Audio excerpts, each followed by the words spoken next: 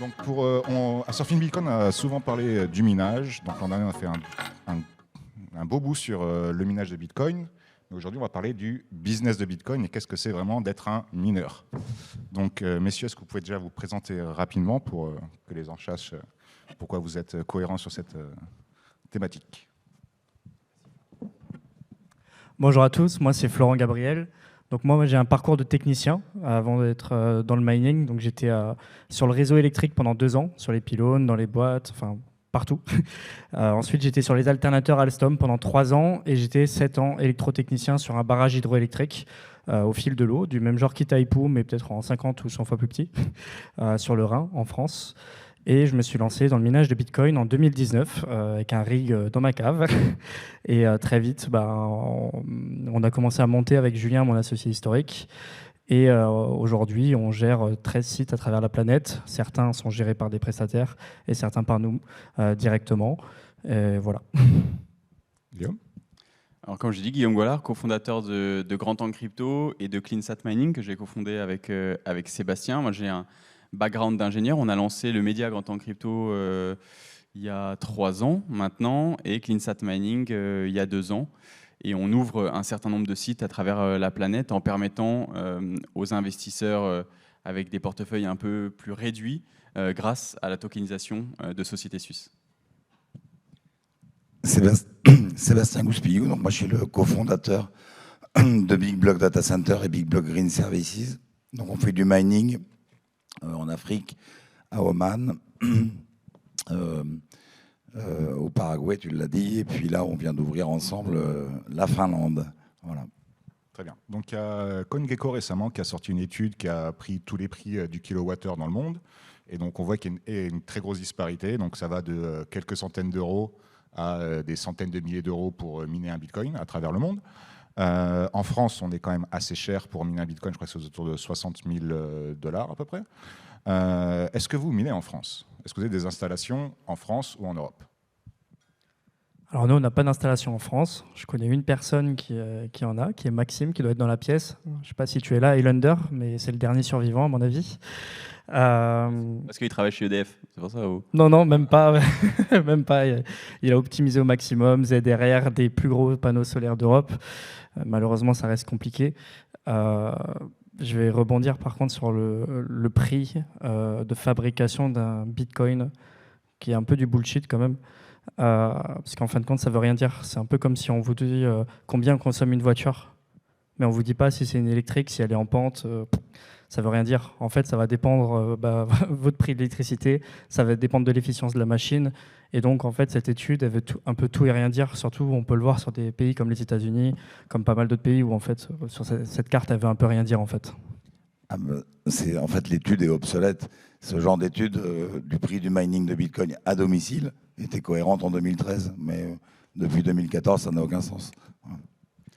Et si je peux rajouter quelque chose, et en plus, comme je le disais dans ma présentation, l'information à quel prix tu achètes ton électricité est une information extrêmement bien gardée. Enfin, Sébastien pourra en témoigner. C'est des informations qui sont ultra confidentielles. Tout le monde le garde. C'est un jeu de poker global et ouvert. Donc, à combien tu mines, à combien je mine, parce que je dois survivre lorsque les coûts vont baisser, lorsque le hash rate va monter. Donc, je veux absolument pas que les gens sachent à combien je mine, justement. Donc, ce genre d'étude est très compliqué à faire et du coup, très peu fiable.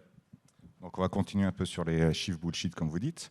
On parle souvent de la répartition du hash rate dans le monde. Donc en Chine, il y a tant de pourcents, ailleurs, il y a tant de pourcents.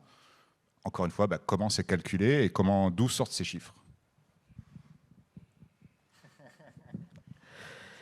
Si, mais en fait, ces chiffres, c'est pareil. En fait, c'est des études, c'est des approximations. Je vais y arriver, c'est le soir. Mais c'est ultra compliqué parce qu'on peut le voir maintenant, même des boîtes comme Riot qui vont miner au Paraguay, qui vont miner à Oman, ils vont miner sur des poules américaines. Donc on va dire oui, c'est les États-Unis qui ont ce hash rate là, et en fait les machines elles sont pas aux États-Unis. Donc c'est aujourd'hui quasiment impossible de dire ce hash rate il vient de là, sauf si les énergéticiens ou les mineurs sont dans des consensus ou dans des associations comme le Bitcoin Mining Council où on doit faire des déclarations trimestrielles maintenant qui passent tous les 6 mois pour dire avec quel type d'énergie on mine et dans quel pays. Mais en fait sans ça c'est ultra compliqué de dire quel hash rate vient de quelle machine, de quel pays et de quelle source d'énergie. Ouais, la presse, enfin en général, la référence, c'est l'étude de Cambridge, mais ça fait des années qu'on leur dit qu'elle ne peut pas être cohérente parce qu'ils localisent les machines en fonction de l'adresse IP que leur communiquent les poules. Mais nous, par exemple, au Virunga, notre ferme, elle est identifiée par Cambridge à Bruxelles. Donc, au lieu de miner sur de l'hydroélectricité, on mine sur le gaz de Bruxelles pour Cambridge. Pourquoi ? Parce qu'on est par satellite et que nos adresses IP, elles sont chez l'ouvreur de ligne, qui est Airtel, qui est une société belge. Voilà, donc, c'est pas fiable. Donc, du coup, vous êtes des sociétés, qui sont pas régulées, mais qui ont pignon sur rue. Comment vous faites quand vous installez dans un pays ? Est-ce que vous avez besoin de demander des licences ou est-ce que vous venez, vous prenez l'électricité, vous minez ? Comment ça se passe concrètement ? Florent, par exemple ? Ça va vraiment dépendre des pays. Nous, on avait essayé de miner dans certains pays un peu exotiques à l'époque. Je vais citer le Venezuela, où il y avait une licence qui s'appelait la Sunacrip à l'époque, si je me rappelle bien, en 2019. Et malgré cette licence, d'avoir fait toutes les bonnes démarches, d'avoir payé tous les X et Y bakshish pour que les machines puissent arriver jusqu'à destination, parce que c'était une réalité à l'époque, enfin dans ce pays-là, c'était une réalité en tout cas, ça n'a pas empêché de se faire voler l'intégralité des machines en fait, au bout de quelques mois. Enfin, je dis voler, les communistes, ils appellent ça nationaliser, mais in fine, c'était le même résultat. Il a raison, ça dépend vraiment des pays dans lesquels on va. Nous, on s'est fait voler toutes nos machines en Ukraine, tu vois, c'est pas des communistes. C'est quand même le gouvernement et les services secrets qui nous ont volé tout notre container. Ouais. Donc ça dépend vraiment des pays. Et ça dépend de l'époque à laquelle on arrive, si le mining est déjà connu, si on ouvre nous-mêmes le mining, si on le fait avec l'électricien uniquement ou si on le fait avec le gouvernement. Chaque cas est particulier. Après, il y a des pays où, pareil, ça peut changer en cours de route. Nous, on a la problématique aujourd'hui avec l'Islande, où l'État islandais il se dit « Oui, mais pour du self-mining, qu'est-ce qu'on fait ? Est-ce qu'on vous met un numéro de TVA ? Pas de numéro de TVA ?» Le truc, il est hyper borderline. Ils n'ont toujours pas pris une bonne décision. Et en fait, ça, c'est une problématique. Et c'est d'ailleurs pour ça en fait, que les gens ne minent pas non plus forcément en France, même si c'était rentable, parce que, outre l'instabilité du prix de l'électricité, il y a une instabilité politique. Donc, alors oui, on est dans un pays stable en France, mais tous les 4 ans, tout peut changer, voire tous les 6 mois, voire tous les 2 jours. Donc si je résume, en fait, vos contraintes en tant que mineur, c'est d'aller chercher l'énergie la moins chère, et tout ça dans un... En fait, le plus gros problème, c'est pas forcément la régulation, c'est plutôt le contexte géopolitique qui fait que vous allez plutôt aller vers un pays ou un autre, ou installer vos machines dans un endroit plutôt qu'un autre. C'est correct ? C'est correct. Nous, à titre d'exemple, on a miné très longtemps en Russie. C'est encore le cas, on a encore des machines en Russie. Et on a eu des soucis de géopolitique, comme vous le savez, avec la guerre en Ukraine. Et ça a été ultra compliqué pour nous. Bien qu'on n'ait jamais eu de soucis dans ce pays, quoi qu'on en pense, avec la propagande qu'on peut avoir de notre côté et du leur. On n'a jamais eu de problème en Russie. Mais par contre, on a eu des soucis ensuite sur les flux financiers, avec l'over-compliance des banques. On a dû passer par des experts en droit international et en sanctions internationales pour rétablir les flux, appeler Dalat Delubac, au secours, on n'arrive plus à payer nos fournisseurs, on va mourir. Enfin, c'était ultra compliqué. Donc, parfois, ça peut être vraiment une sacrée épreuve. En fait, toutes ces épreuves administratives, parfois, sont bien plus complexes que des problématiques qui restent des problématiques industrielles, en fait. Une autre... Oui, je confirme ce que dit Florence, et surtout que ça change en cours de route, ce qui s'est passé en Chine. Quand il y a eu le ban chinois, il y a plein d'investisseurs occidentaux qui avaient leur bécane là-bas, ils ne sont jamais revus. Donc voilà, c'est un job qui est extrêmement risqué, c'est une activité qui est risquée. Et c'est comme, en fait, il y a 2 facteurs. Tu disais le prix, évidemment, c'est le premier facteur, mais à l'autre bout, tu as le deuxième facteur, c'est la sécurité, le risque. Et en fait, faut essayer de trouver la bonne combinaison entre les deux. Alors donc, est-ce qu'un autre facteur de contrainte pour votre activité, c'est aussi de trouver les machines et, qui sont quand même en quantité assez limitée, il y a très peu de fabricants. Comment vous faites justement pour vous équiper et trouver des ASIC à brancher ? Je pense qu'on fait tous pareil. On peut acheter directement chez les fabricants. Je ne sais pas vous, mais nous, on passe par un broker. C'est le même qu'on a depuis 6 ans. Et donc, c'est simple, on lui passe notre commande, elle nous envoie les machines, et voilà, c'est aussi simple que ça. Donc, mais il faut le temps de trouver le bon broker. On s'est fait avoir aussi avec des envois de machines qu'on a payés et qu'on n'a jamais reçus, comme tous les jeunes mineurs. Ouais. En fait, c'est exactement pareil. Nous, on passe par des brokers. Et en fait, ce qui est super compliqué, c'est que des brokers, on peut les prendre pour 5 machines, 10 machines, 50 machines. On se dit c'est bon, il est safe, on l'a testé. Et le jour où vous passez la grosse commande, bah, il n'y a plus rien. Donc, une fois qu'on a un broker, même si ce n'est pas le moins cher du marché, qui est fiable depuis des années, on reste avec ce broker. Tu disais un truc intéressant, c'est est-ce que c'est compliqué de trouver les machines? Je trouve que trouver les mégawatts et trouver les machines, ce n'est pas la chose la plus compliquée, c'est de trouver les investisseurs. Également, si on ne trouve plus de machines, n'en achetez plus. C'est qu'on est en bull run et c'est que les machines, vous êtes en train de les payer à un prix de dingue, parce qu'il y a quand même une question de timing sur le mining. Et acheter c'était des S19 à 18 000, 19 000 euros, c'est presque une hérésie en fait. Donc au moment où vous ne trouvez plus de place dans les data centers et que les machines, on n'en trouve plus, c'est peut-être pas le moment d'en acheter en fait. Donc en fait, les mineurs n'achètent jamais directement chez le fabricant, ils sont toujours obligés de passer par un intermédiaire, c'est ça?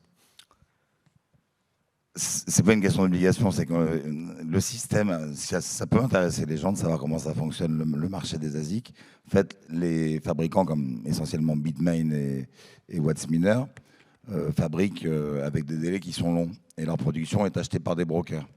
Et donc, toi, tu as accès qu'à ce qui n'a pas été acheté par les brokers. Je pense que les brokers achètent 95% de ce qui sort de chez Bitmain. Et donc, c'est eux qui font les prix.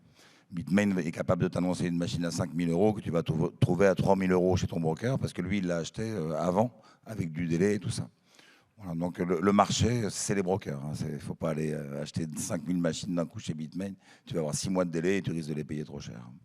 Et nous, on passe par Sébastien, donc voilà. Là, c'est exactement ça. Bitmain, c'est des quantités monstrueuses à acheter directement avec des délais qui sont super longs.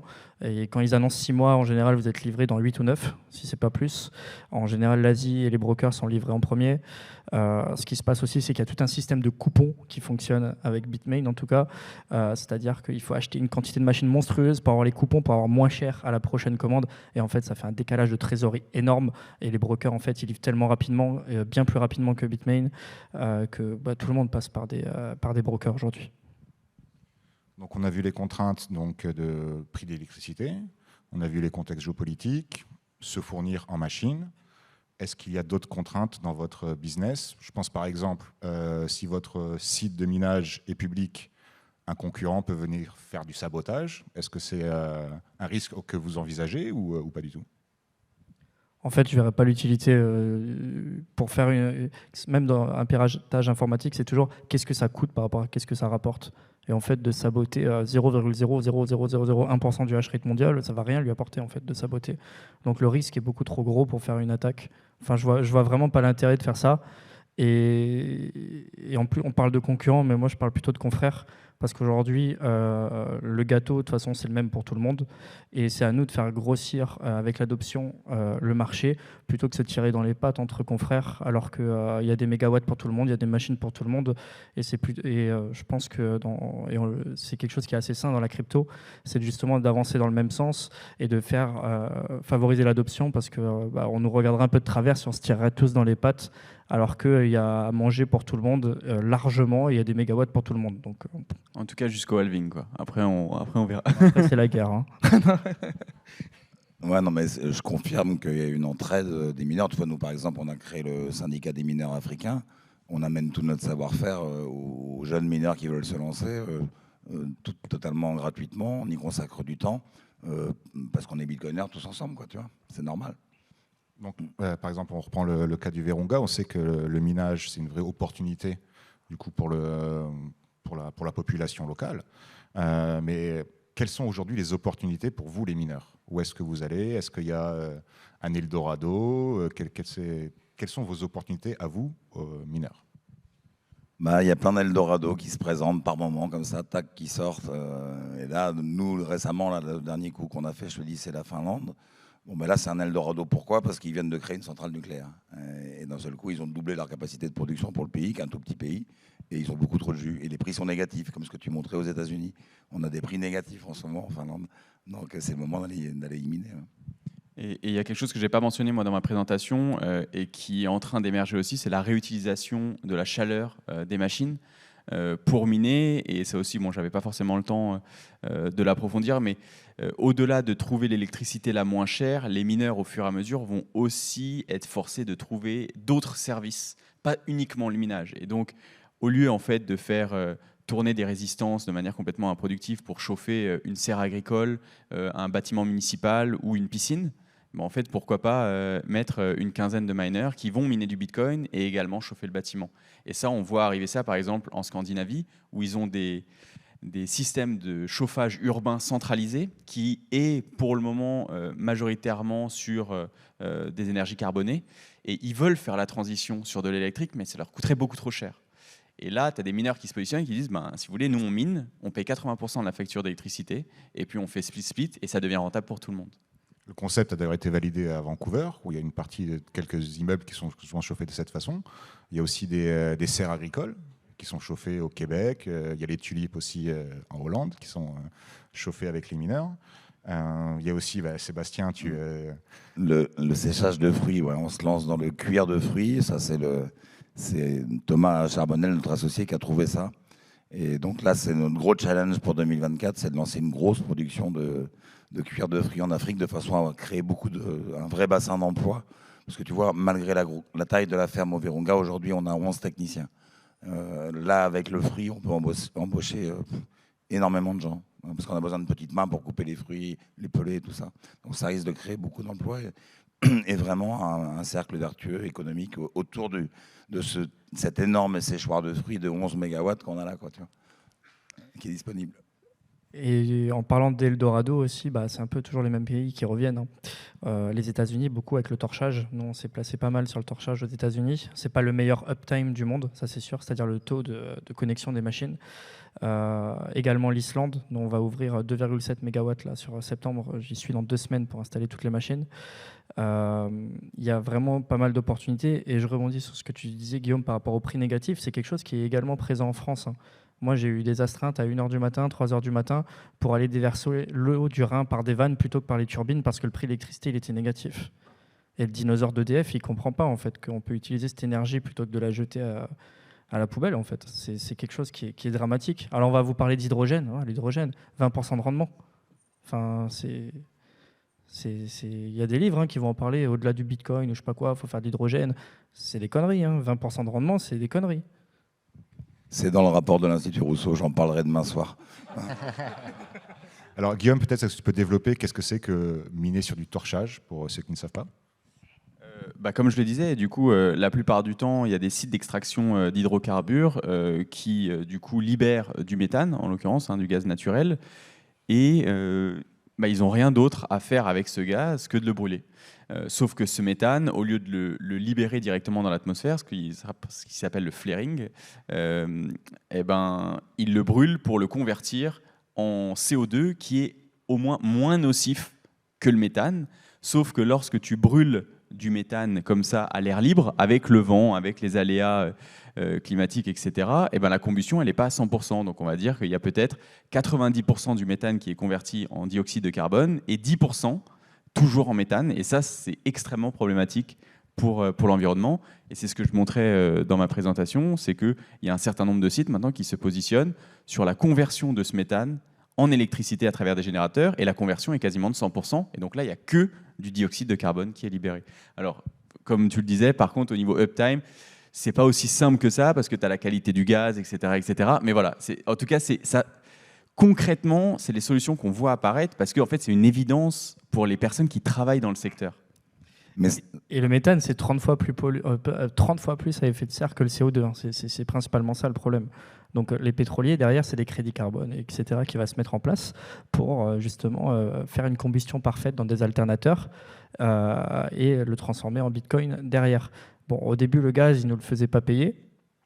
Et comme tout bon américain, ils sont pas cons en business. Ils nous l'ont vite fait payer le gaz. Moi, je suis favorable à ne pas payer le gaz de torchage. On leur rend service. Et puis, c'est compliqué à manager. Tu disais, Guillaume, tout à l'heure que n'importe qui peut venir se connecter sur le réseau. C'est vrai, mais il faut une sacrée compétence technique. Hein. En fait, c'est pas n'importe qui. Vraiment, mes 3 associés sont ingénieurs, c'est pas par hasard. Tout seul, je sais pas miner. Et là, quand tu t'attaques au torchage, c'est un autre niveau de compétence, quoi, parce que ça complique beaucoup, beaucoup le travail.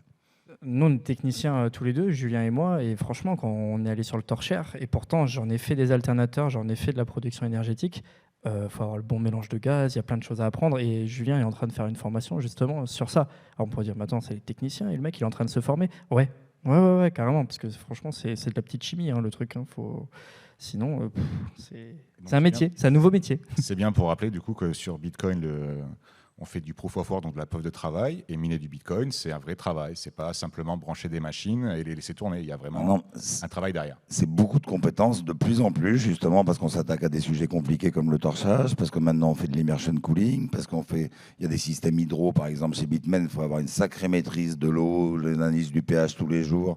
Enfin, il y a plein de nouveaux métiers qui s'imposent à nous. Il faut toucher sa bille en informatique, en électricité, en plomberie. Enfin, il faut savoir tout faire, quoi. Hein.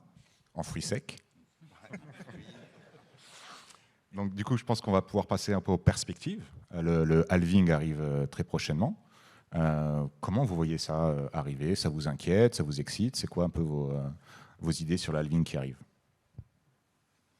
Alors pour moi, tu sais, en fait, c'est pas une surprise, quoi. On est tous au courant depuis longtemps que le halving arrive, donc nous, ça nous travaille pas plus que ça. Nous, on ne sait pas comment vous gérez ça. En fait, ce qui est bien avec le halving, c'est pas comme le merge. On peut pas le repousser tous les ans. Le halving, voilà, c'est prévisible. Au moins, la roadmap, elle est claire et nette. Ça, c'est pas une surprise, quoi. Bing, Vitalik. C'est gratuit, ça. Ouais, sur un terrain amical, ça va. J'aurais balancé ça à ETHCC, bon, j'y étais pas, ça aurait pas été la même. Non, je pense quand même, pour en revenir à ta question, Joss, quand on voyait l'allure, en tout cas moi personnellement, comment je l'analyse, quand on voit l'évolution de la courbe du hash rate, je m'attends quand même à une forte correction dans les prochains mois, et lors du halving, on va voir qui se baigne sans maillot de bain. Parce qu'il y a un certain nombre de mineurs qui quand même minent depuis des années sur de l'électricité relativement chère, peut-être à 9-10 centimes du kilowattheure. Et ça, post-halving, avec un Bitcoin aux alentours de 30 000 $, ils ne tiendront pas.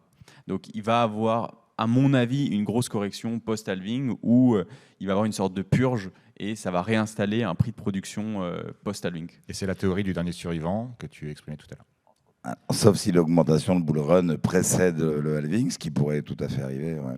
Mais nous aussi, tu sais bien, on se positionne toujours nous sur un kilowatt vraiment pas cher. C'est pour ça qu'on est serein. Tu vois, on sait que le halving, on a préparé notre truc. Je pense que chez vous, c'est pareil.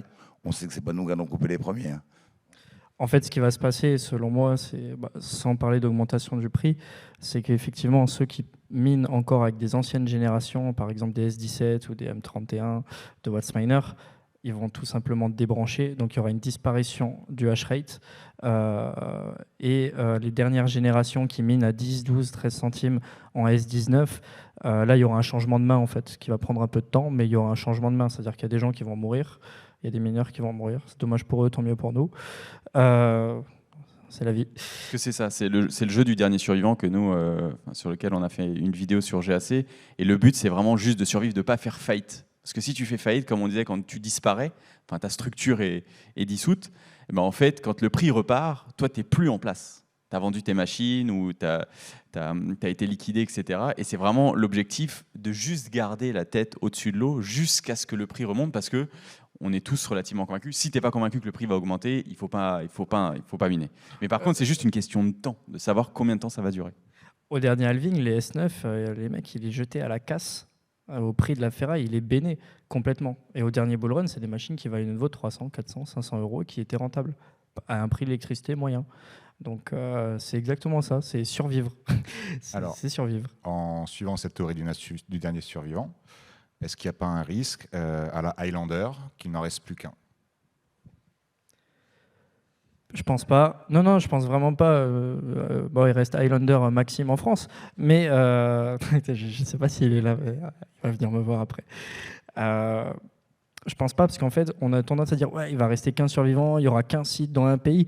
mais on voit bien qu'en fait, le mineur, c'est un charognard, c'est un vautour. On va chercher des énergies, justement des pertes, des énergies en excédent. Et par exemple, le torchage, c'est un super exemple. Il y a le puits, on ne peut pas extraire 400 mégawatts d'un puits. Il y a des petits puits, il y aura des mineurs partout. Il y a de plus en plus de mecs qui se lancent, des Américains, dans les pays Arabie Saoudite, Abu Dhabi, partout, qui se mettent à chaque fois sur plein d'endroits. Et en fait, à chaque fois, ça fait des mini-fermes. Il n'y a pas besoin de faire des fermes énormes. Et au final, ça fait plein d'acteurs. C'est pas parce que et qui seront très rentables. Les mecs, si le puits leur appartient, spoiler alert, leur prix d'électricité, c'est entre 1,5 et 2 centimes ou 3 centimes, si le puits il a eux. Donc, ils seront toujours rentables. C'est le principe de la difficulté du réseau Bitcoin, c'est ce que tu expliquais avant. Et puis, il y a tous ceux qui minent avec leur propre électricité, les producteurs, dont parlait Guillaume, qui deviennent de plus en plus des acteurs du mining. Ça fait des années que je dis que tous les électriciens deviendront mineurs et que les mineurs seront électriciens. Et on est en train d'y assister avec TEPCO, avec d'autres... enfin, toutes les grosses boîtes de mining bossent avec une compagnie d'électricité qui est d'accord. Hein. Donc, c'est en train de se généraliser. Et donc, une boîte comme TEPCO est capable de miner en plein bear market pendant 10 ans avec un jus à 0 centime. Donc, et puis il y en a plein comme ça. Donc non, il n'y aura jamais... On dit le dernier survivant, mais au pire qu'on ait connu, la bataille a fait tomber le hash rate de 30%, tu vois, pendant le bear market de 2018-2020. Parce que il y en a certainement beaucoup plus qui se sont arrêtés. Mais comme le matériel se redistribue relativement rapidement, finalement, ton hash rate ne baisse pas énormément, quoi. Et là, Bitmain, ils ont annoncé la dernière génération de machines qui va être présentée le 22 septembre à Hong Kong, les S21 qui vont sortir dans quelques mois avec encore une efficience au-dessus. Donc pour le moment, la loi de Moore qui dit qu'on n'arrête pas d'évoluer en termes de finesse de gravure pour consommer le moins possible, elle est toujours vraie. Donc pour le moment, on est en train justement d'avoir des évolutions technologiques qui ne s'arrêtent jamais. Donc ça sera toujours... En fait, Bitcoin sera toujours rentable pour quelqu'un. Toujours. Alors, j'ai encore beaucoup de questions, mais il reste 8 minutes, donc on va peut-être prendre des questions dans le public s'il y en a. Il y en a quelques-unes, ouais. Vous pouvez distribuer, s'il vous plaît, les micros à ceux qui lèvent la main. Merci beaucoup pour du coup, ce panel. Du coup, vous venez de parler de l'avantage compétitif que pouvaient avoir les producteurs d'électricité dans le minage de Bitcoin. Qu'est-ce qui aujourd'hui les empêche pourquoi est-ce qu'ils n'y vont pas tous aujourd'hui en fait sur le sujet? C'est la même question que pourquoi tout le monde n'a pas un peu de Bitcoin. C'est la même chose. C'est-à-dire qu'il y a des électriciens qui sont bloqués, qui ne veulent pas l'entendre. C'est le cas d'EDF par exemple. EDF a quand même créé une boîte blockchain qui s'appelle Exaion, qui ne sert à rien, qui fait des nodes, alors que c'est un producteur d'électricité. Ce qui devrait tirer de la blockchain en premier, c'est réussir à faire tourner plus les centrales nucléaires et puis faire de l'argent avec leur métier premier, c'est-à-dire faire de l'électricité. Et donc, il est buté, ils n'aiment pas Bitcoin. Bitcoin, c'est pas bien. Tac. Et ça suffit à pas faire de mining, c'est juste ça tient que à ça, qu'aux hommes qui dirigent ces entreprises. En fait, c'est de la démagogie pour la plupart. C'est un tel... C'est même pas de la stupidité, c'est de la rapidité intellectuelle. C'est tellement plus simple de juger quelque chose rapidement en disant c'est de la merde, plutôt que d'essayer de comprendre, parce que comprendre, ça demande un effort important. C'est un peu comme la loi de Brandolini. Il suffit de 10 secondes pour dire une connerie, et il faut 10 fois plus d'énergie pour démontrer pourquoi c'est pas une connerie ce qu'ils viennent de dire le mec. Donc quand tout le monde te dit que Bitcoin autour de toi, ouais, c'est pas bon, ça pollue, c'est de la merde, c'est plus simple de répéter plutôt que d'essayer de creuser. Oui, je pense qu'il y avait un risque réputationnel extrêmement important en France. Si la personne chez EDF lançait un projet lié au minage se plantait, personne ne l'a pardonné. Aujourd'hui, c'est l'inverse. C'est-à-dire que dans quelques années, si cette personne ne fait pas un projet lié au minage, personne ne lui pardonnera dans quelques années. Par contre, je pense que leurs salariés, ils ont bien compris que le minage, c'est pas mal. Tu parles des salariés qui ont l'énergie gratuite, c'est ça? Ouais, quasiment. Ouais. Y a-t-il d'autres questions?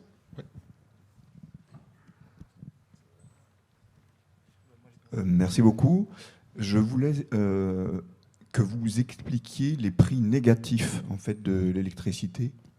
C'est quoi l'origine? Parce que c'est contre-intuitif en fait. Alors c'est très simple, c'est qu'on ne sait pas stocker d'énergie. Alors on va dire oui, il y a des batteries, mais les batteries, ça ne suffit pas. La seule manière aujourd'hui de stocker de l'énergie correctement, parce qu'il faut savoir que l'offre doit correspondre à la demande, c'est les steppes, c'est des barrages, des barrages. C'est 2 bassines d'eau. Voilà. Il y a Grand Maison, il y en a plein en France. Ils vont d'ailleurs en construire 2 de plus parce qu'ils ne savent vraiment pas stocker l'énergie. Autrement, c'est 2 lacs. Donc un lac en bas, un lac en haut. Et on va turbiner le lac du haut quand on a besoin d'électricité, rapidement, en grosse quantité. Et quand le prix spot de l'électricité est très faible, on va returbiner, on va pomper l'eau vers le haut. C'est la seule manière de stocker l'énergie. Et pour pas que le réseau soit en danger, ce qui va se passer, c'est que le prix de l'électricité, le marché spot de l'électricité va s'effondrer, quitte à devenir négatif. Et en fait, vous allez payer l'énergéticien, le réseau, RTE en France, pour envoyer votre électricité sur le réseau, parce qu'en fait, vous êtes en train de foutre la merde sur le réseau. Donc, il y a même des bancs de charge qui ont été mis en place par pas mal de producteurs, parce que eux, ils ne pouvaient pas passer leur eau sur une vanne plutôt que dans la turbine. C'est des gros grippins, un banc de charge, hein, c'est rien d'autre. C'est des grippins mais qui servent à rien, qui vont dissiper de l'énergie pour pas que le réseau soit en danger, parce que sinon les lignes grillent. En fait, c'est parce que beaucoup de gens ne comprennent pas qu'une fois qu'on a produit l'électricité, il faut l'absorber quelque part. L'autre fois, il y a un gars sur Twitter, il m'a dit il suffit de mettre les câbles dans le sol. Oh, non, c'est pas comme ça que ça marche. Donc il faut trouver quelqu'un qui accepte cette énergie. Et des fois, il n'y a tellement pas de demande qu'on paye pour que quelqu'un accepte d'absorber cette énergie. Et en fait, comme il y en a une partie qui se diffuse sur les réseaux, même s'il n'y a pas vraiment de demande, ça finit par se perdre, quoi. Et en fait, il y a le phénomène inverse. C'est-à-dire que quand le réseau il va être tendu, il y a des sociétés qui sont payées pour faire du curtailment, du délestage, et qui vont être payées des sommes faramineuses. Sauf qu'il y a des sociétés qui sont des gros consommateurs d'électricité qui ne peuvent pas délester. Imaginez OVH demain qui déleste. Voilà, fini Facebook, fini Instagram, désolé. On arrête tout parce que en fait, l'électricité est tendue. Donc non, déjà, eux, ils ne peuvent pas couper. Il y a les gros consommateurs aussi, tout ce qui est métallurgie. Pareil, s'ils coupent, l'usine, vous pouvez la foutre à la poubelle alors qu'elle coûte des dizaines de millions. Et aujourd'hui, il y a, je pense, qu'une industrie qui peut couper en quelques secondes et se délester complètement du réseau hyper rapidement. C'est le minage de Bitcoin. Ça a d'ailleurs été prouvé au Texas pendant qu'il y a eu la tempête de neige. Alors, sur le Texas, la première année, ça a été quand même le bordel. On va pas se cacher, les mineurs de Bitcoin, ils n'ont pas coupé rapidement. Ils ont eu des coupures d'électricité, ça a été vraiment, franchement, un scandale. Et aujourd'hui, on se déleste hyper rapidement du réseau s'il y a un pic de consommation. On a le temps pour une dernière question.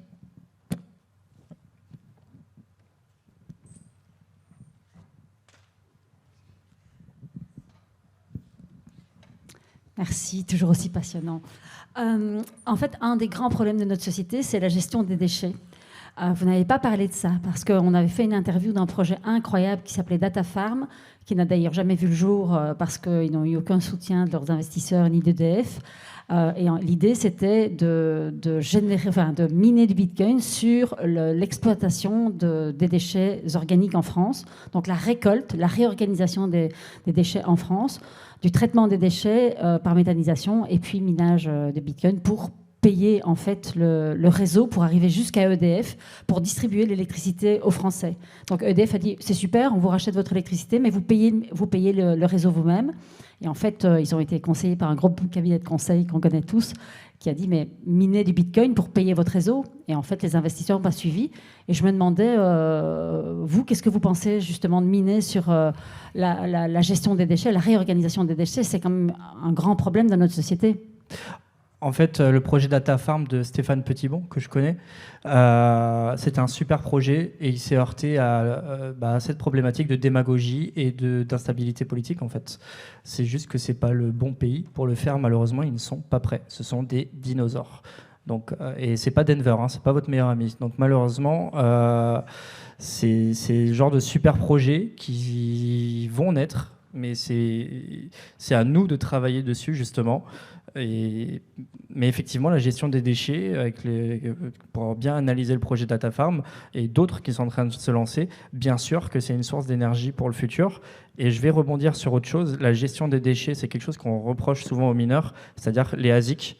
Et effectivement, je pense qu'il y a quelque chose à faire. Alors là, je vais me tirer une balle dans le pied avec un bazooka. C'est que les fabricants, ils devraient, je pense, mettre un système de caution ou de consigne sur les machines pour pouvoir soit les récupérer ou des entreprises aussi qui sont en train de naître de plus en plus pour récupérer les chips, donc les puces de ces anciens ASIC pour les recycler et faire soit des bancs de charge, soit des radiateurs chez des personnes. Mais c'est vrai qu'aujourd'hui, il faudrait trouver une solution sur ça parce que c'est le dernier point, on va dire, qui est un peu attaquable sur le mining de Bitcoin. 100% d'accord, je l'avais d'ailleurs dit à Richard dans une interview, exactement la même chose. C'est à Bitmain de prendre ça en charge, à Whatsminer. C'est eux qui se gavent, hein. C'est les fabricants de pelles. Donc c'est à eux d'organiser le ramassage. On doit leur mettre la pression tous ensemble. Moi j'ai déjà fait ce que j'ai pu, ils n'ont rien à secouer. Donc je pense que c'est aux clients mineurs d'imposer ça. Ouais. Parce que c'est une vraie contrainte. Tu vois là, nous actuellement, on a peut-être 1000 S9 qu'on va sortir des Virunga. Il faut qu'on les envoie en Afrique du Sud pour les retraiter. Ça coûte une fortune. C'est le seul en Afrique qui est en capacité de faire un vrai recyclage, parce que les autres, ils te les prennent. Hein. Mais nous, si c'est pour que le truc parte dans un grand trou, ça ne nous intéresse pas. Donc voilà, c'est à Bitmain et aux fabricants de mettre une consigne de $50 sur la machine. Et le jour où ça ne vaut plus rien, tu es content, tu les revends 50 balles. Quoi. Bon, au début, la question, c'est sur le projet Stéphane Petitbon, qui était d'ailleurs présent l'an dernier à Surfing Bitcoin. Donc, vous pouvez revoir la vidéo sur Il était là. Il était exactement à la même endroit l'année dernière. Et donc, vous pouvez voir un peu quel était son projet sur YouTube. Donc, merci beaucoup, messieurs. On vous souhaite beaucoup de prouver votre travail et un bon halving aussi, qui arrive bientôt. Et que les perspectives de minage soient profitables pour vous. Un bon bull run. Merci, Joss. Merci à tous.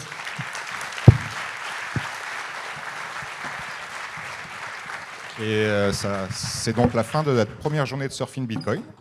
Donc merci beaucoup à tous et on se revoit demain pour beaucoup plus de sujets Bitcoin. Merci beaucoup.